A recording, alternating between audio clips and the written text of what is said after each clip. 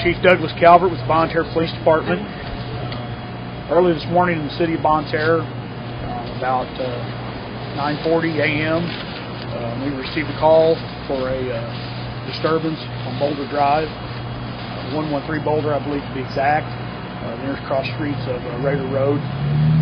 The disturbance came in as what information I can recall from it is a female screaming and somebody trying to get in the front door. I was very close to the area at the time, having received a prior call putting me in that area. I responded within just a few minutes.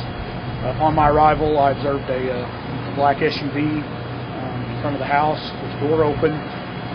Immediately thereafter, my dispatcher advised me that there was a subject involved who was armed and who had possibly fired shots. I then took a tactical approach with my vehicle and notified my other incoming units as to what we had in the situation. We kind of went to our emergency plan, shut down all the radio traffic on the main radio, and called the ambulances and backup officers in. Once my other officers arrived to back me up, approached the home, took cover, approached the home. We found a white male laying in the doorway who appeared to us to have been unresponsive and possibly deceased. We also encountered a small child in the doorway who was alert, talking to us. Once the team, we were there at the door, we went ahead and made entry into the house. I grabbed the child, passed him back to some other officers to get this young child, about 3 years old, to safety. We then also secured a vehicle that was in front of the house that had another victim in it. That victim appeared to still show some signs of life, so we got the ambulance in as soon as possible to get that victim out.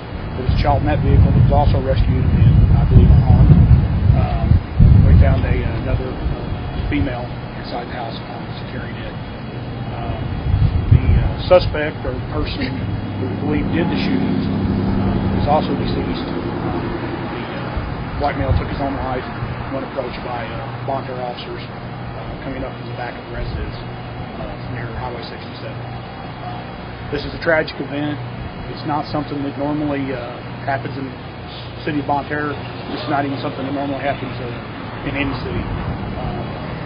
I'm not going to release any names at this point because I don't know that all notifications have been made to family members. I will say that the Missouri State Highway Patrol has been called in, Department of Drug and Crime Control, to assist the city of Bonne Terre Police Department with this because of the size and scope of this investigation.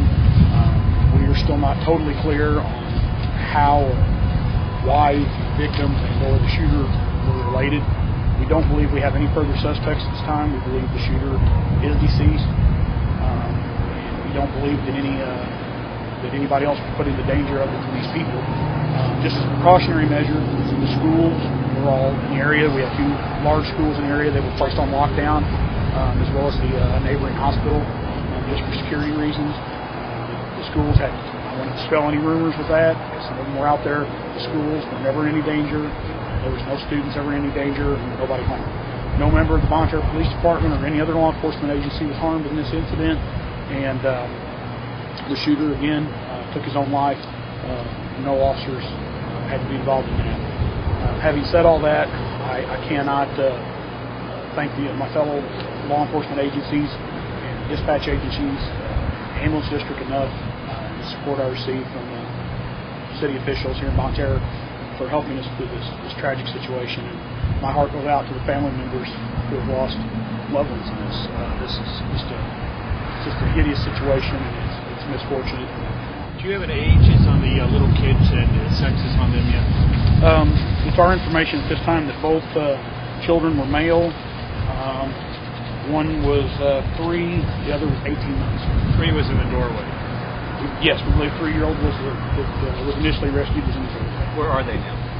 We immediately called Division of Family Services and placed them with DFS, and DFS, I think, is trying to obviously place them with family members that can take care of them. What about ages on the victims?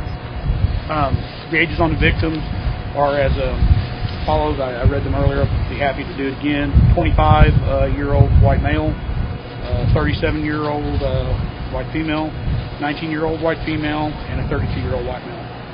And one of the victims that are listed was the actual shooter.